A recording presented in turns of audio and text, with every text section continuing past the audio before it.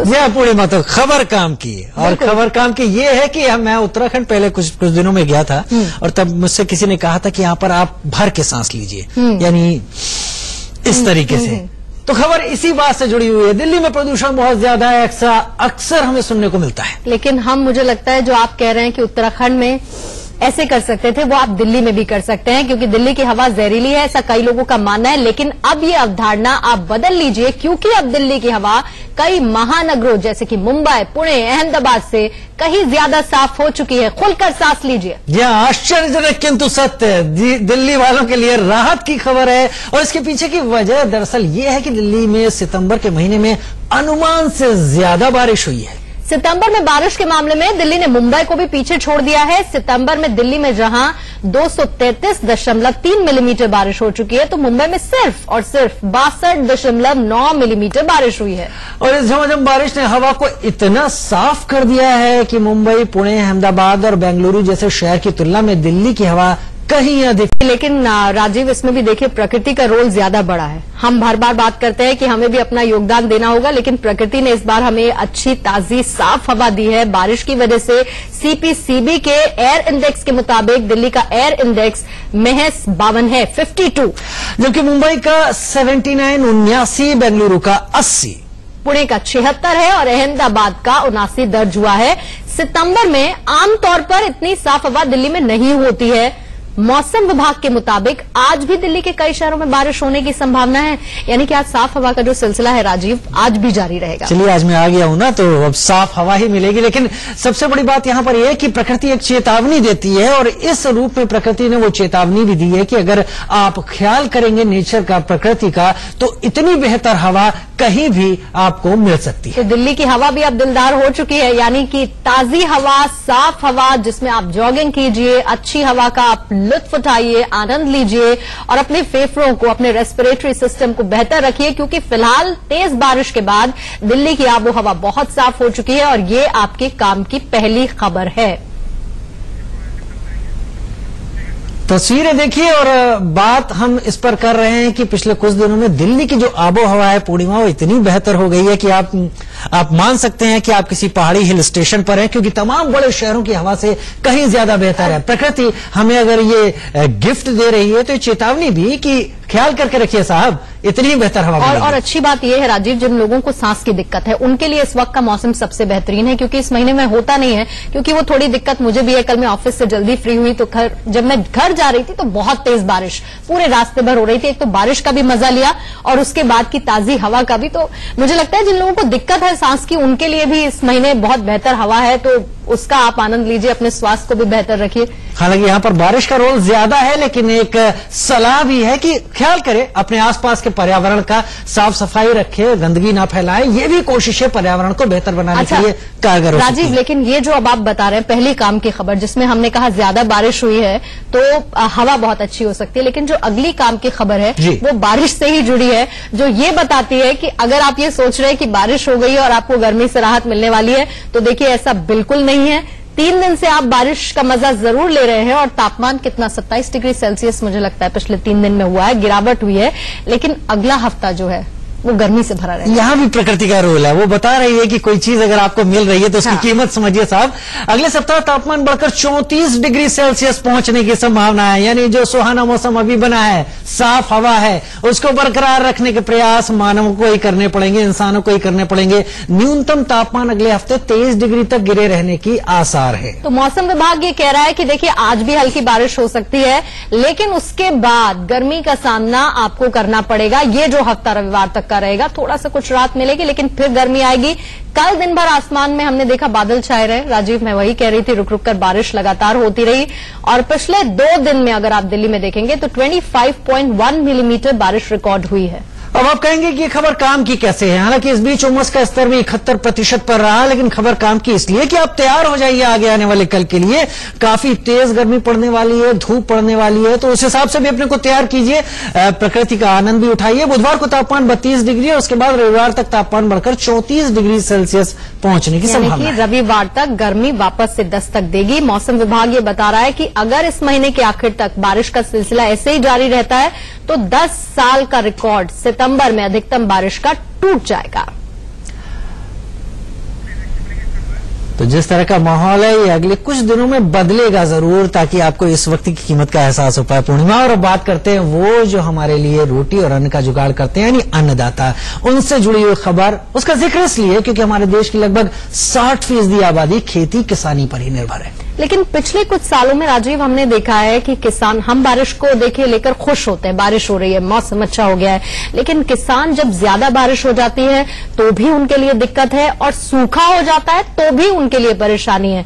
तो और कभी कभी ऐसा होता है कि परेशानी इतनी ज्यादा हो जाती है कि हम और आप ये खबरें भी देते हैं कि किसान ने खुदकुशी कर ली, कर्ज चढ़ गया था, कर्ज नहीं उतार पाया, इसलिए अपनी जान दे दी। किसी ने पूछा कि किसान को इतनी छूट देने की बातें क्यों होती हैं, तो जवाब ये मिला कि आप अपने घर की तिजोरी में रखा हुआ सारा पैसा जरा बाहर रख के तो देखिए, पता चलेगा। किसान का जो पैसा है वो उसका खेत है, और उसके लिए वो जितनी हाथ तोड़ मेहनत करता है, अगर मौसम के चलते वो कहीं किनारे लग जाती है तो उस पर काम करने की कोशिश IIT कानपुर ने की है। बिल्कुल, IIT कानपुर ने जिम्मा उठाया, उसने समस्या के समाधान की कोशिश की है। दरअसल IIT कानपुर के जो साइंटिस्ट हैं और स्टूडेंट हैं, वेदर मॉनिटरिंग स्टेशन और साथ ही क्लाउड मॉनिटरिंग स्टेशन बनाने पर ये काम कर रहे हैं। ये 2 स्टेशन क्या करेंगे राजीव? और ये एक ऐसा सिस्टम होगा जिसके जरिए किसानों को 24 घंटे घर बैठे मौसम की जानकारी मिल सकेगी। जैसे हमारा व्हाट्सएप ग्रुप है ना, पता चल जाता है कौन बीमार है, कौन आ रहा है, कौन नहीं आ रहा है। ठीक उसी तरीके से क्लाउड यानी बादलों की गति और मौसम का एहसास, मिजाज सब पता चल पाएगा। यानी कि ज्यादा गर्मी पड़ने वाली है, बारिश होने वाली है, ठंड पड़ने वाली है, ओले गिरेंगे, तेज आंधी आएगी, इन सब की जानकारी पहले ही 24 घंटे के स्पैन की इन किसानों को दी जा सकेगी। और इस पर IIT कानपुर काम कर रहा है, और वाकई में अगर ये काम हो जाता है राजीव, तो आप सोचिए कि फसलों को बचा सकते हैं किसान। उनका तो फायदा देखिए है ही, हम लोगों का भी फायदा। फसलें बचेंगी तो उनकी मेहनत बचेगी। रात दिन जो हाड़ तोड़ मेहनत होती है उसके लिए उन्हें सही कीमत भी मिल पाएगी आगे। इसके लिए उन्हें अपने फोन को अपडेट करना होगा, उस पर अपडेट मिलता रहेगा। यकीनन एक खबर ये काम की है जो कि उन लोगों के लिए जो इन इलाकों में रहते हैं या यहाँ पर इनका आना जाना इस खास वक्त में होता रहता है। और अगली खबर, अगर आपका भी सपना है कि आप नोएडा और ग्रेटर नोएडा में अपना एक आशियाना ले लें तो आपकी कामना जल्दी पूरी होने वाली साहब। तो क्या होगा कि नोएडा, ग्रेटर नोएडा और यमुना एक्सप्रेस वे पर जो रुकी हुई हाउसिंग स्कीम्स हैं उन्हें जल्द ही पूरा होने और ग्राहकों को मकान मिलने का रास्ता अब साफ हो चुका है। ये बहुत काम की खबर है। बहुत लोगों को पोजेशन अभी तक नहीं मिला है राजीव, लंबे वक्त से इंतजार ये कर रहे थे कि जल्दी से पोजेशन मिले, घर मिले तो उनका सपना पूरा हो। उत्तर प्रदेश सरकार की उच्च स्तरीय समिति ने इन्हें 3 साल में पूरा करने की सिफारिश कर दी है। आदेश में साफ किया गया है कि फ्लैट खरीदारों को तय पुरानी कीमतों पर ही फ्लैट दिए जाए, और इसके साथ ही स्कीम को पूरा करने के लिए बैंक से जितनी मुमकिन है पैसा भी उपलब्ध कराया जाएगा। यानी कि अब पैसे की कमी का रोना बिल्डर्स नहीं रो पाएंगे। समिति ने प्रोजेक्ट सेटलमेंट पॉलिसी, जिसे आप PSP कहते हैं, उसके तहत 3 साल में स्कीम को पूरा करने की डेडलाइन सेट कर दी है। और अगर ऐसा नहीं किया जाता है तो PSP के सारे फायदे खरीदार को मिलेंगे, बकाये को डेवलपर से वसूला जाएगा। केंद्रीय आवास और शहरी विकास मंत्रालय ने कहा है कि सोशल मीडिया पर समिति की सिफारिशों को लेकर भ्रम फैलाया जा रहा है, मिथ, और कहा यह जा रहा है कि इससे बचना होगा। और इसीलिए देखिए ये जानकारी दी गई है कि अब 3 साल का वक्त, अधूरे काम को पूरा किया जाएगा।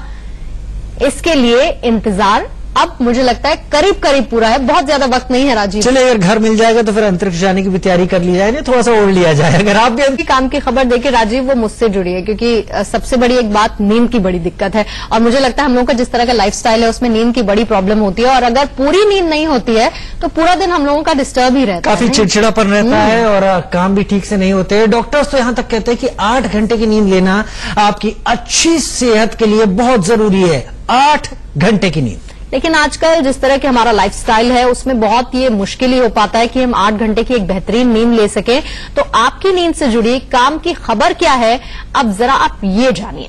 दरअसल वैज्ञानिकों ने एक ऐसा ब्लड टेस्ट तैयार कर लिया है जिससे ये पता चल पाएगा कि किसी व्यक्ति की नींद पूरी हुई है या नहीं। अब आप ये सोच रहे होंगे कि इससे फायदा क्या होगा अगर ये पता भी लग जाएगा कि नींद पूरी हुई है या नहीं हुई है, क्योंकि ये तो हम सभी जानते हैं कि हम कितना सो पाए हैं या कितना नहीं सो पाए। लेकिन काम की खबर इसमें राजीव क्या है? काम की खबर की स्ट्रेस के जरिए नींद पूरी न होने पाने की वजह से गाड़ी चलाने के कारण होने वाली कार दुर्घटनाओं को रोकने में मदद मिलेगी। ये पहली बेहतर बात। दरअसल कुछ रिसर्च की गई जिसमें यह पाया गया कि लोग रोज सही से नींद नहीं ले पाते हैं और कार हादसों में शामिल होने का खतरा 2 गुना बढ़ जाता है। यानी कि अगर आप ठीक से सोए नहीं है, आप कार ड्राइव कर रहे हैं, आप कोई व्हीकल ड्राइव कर रहे हैं, तो आपका एक्सीडेंट हो इसकी संभावना 2 टाइम यानी कि 2 गुनी बढ़ जाती है। रिसर्च कहीं भी क्यों ना हो पूर्णिमा, फायदा सभी को होता है। ब्रिटेन की यूनिवर्सिटी ऑफ सरे के डग डेनजिक ने इस रिसर्च के लिए 36 लोगों का सहारा लिया जिन्होंने एक रात की नींद नहीं ली और फिर उनके शरीर में किस तरह का बदलाव आया। और पुलिस को यह जानने में काफी मुश्किल होती है कि कोई व्यक्ति गाड़ी चलाने के लिए फिट है या नहीं, फिर ये मालूम करने में कि कोई शख्स काम करने की स्थिति में है या नहीं। तो अगर इस तरह के बायोमार्कर की कोई पहचान हो पूर्णिमा, तो मददगार ही होगा वो। तो यानी कि एक चीज तो ये कि टेस्ट तो आप करा ही लीजिए भाई कि आपकी नींद पूरी हुई या नहीं हुई है, लेकिन टेस्ट भी कराने से पहले ये अच्छी बात है कि अगर आपको पता है आपकी नींद पूरी नहीं हुई है तो आप व्हीकल बिल्कुल ड्राइव मत कीजिए, क्योंकि आप हादसे के शिकार हो सकते हैं, इसकी संभावना 2 गुनी हो जाए। चलिए पूर्णिमा, एक सबसे छोटा मैं टेस्ट बता देता हूं, वो ये कि अपने दिल से पूछिए आपने आराम पूरा लिया है कि नहीं लिया, आप बेहतर हो जाएंगे इस वक्त। और अब आज की ब्यूटी टिप्स का वक्त हो चुका है। अगर आप अपनी खूबसूरती को बनाए रखना चाहते हैं तो आपके लिए हम लेकर आए हैं आपकी सुंदरता बढ़ाने के लिए योगा टिप्स। अगर आप अपने बिजी शेड्यूल से थोड़ा समय निकालकर योगा करें तो आप अपने को हमेशा खूबसूरत और फिट रख सकते हैं। आज मैं आपको कुछ एंटी एजिंग और कुछ ग्लोइंग स्किन के बारे में बताने जा रही हूँ। नॉर्मली देखा जाता है कि योगा ज्यादातर लोग सोचते हैं कि वेट लॉस के लिए है और अपने से थेरेपी बेस है, लेकिन हम इसको ग्लोइंग स्किन और एजिंग के लिए आपको मैं कुछ आसन, क्रियाएं और मुद्राएं बताना चाहूंगी। तो अभी हम शुरू करते हैं पहली क्रिया से। दोनों हाथों को अपने घुटनों पर रखना है, कमर को सीधा, गर्दन को भी सीधा रखेंगे। अपनी चारों उंगलियों को टिप टू टिप ऐसे मिलाना है, हवा मुंह से भरते हुए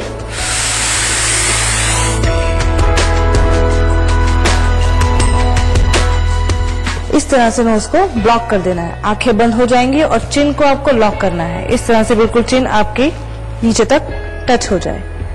कुछ देर रुकने के बाद वापस ऊपर आना है,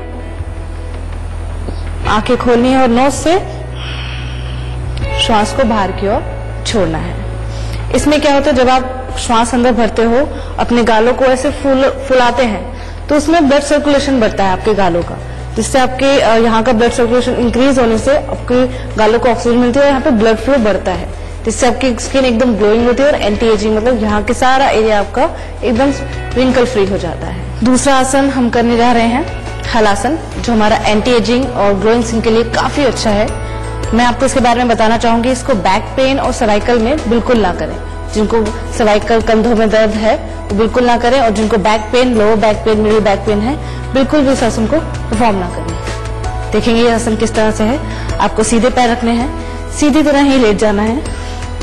दोनों हाथों को साइड में रखेंगे। सबसे पहले धीरे धीरे पैरों को ऊपर की ओर ले जाएंगे, बिल्कुल सीधा। फिर धीरे धीरे आपको पैरों को पीछे की ओर इतना ले जाना है जितना आप कर सकते हो।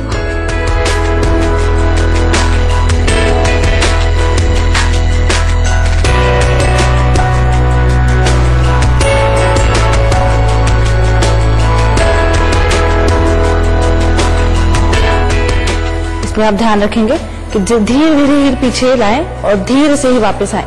ज्यादा जल्दी ना करें किसी भी आसन में। ज्यादा पैर पीछे नहीं जाए तो सबसे पहले आपका फर्स्ट पैरों को ऊपर ही रखना है 90 डिग्री। अब मैं आपको अपना आखिरी आसन सर्वांग आसन बताना चाहूंगी, जो आपके स्किन ग्लो और एंटी एजिंग के ऊपर ही है। देखेंगे आसन किस तरह से हम करेंगे।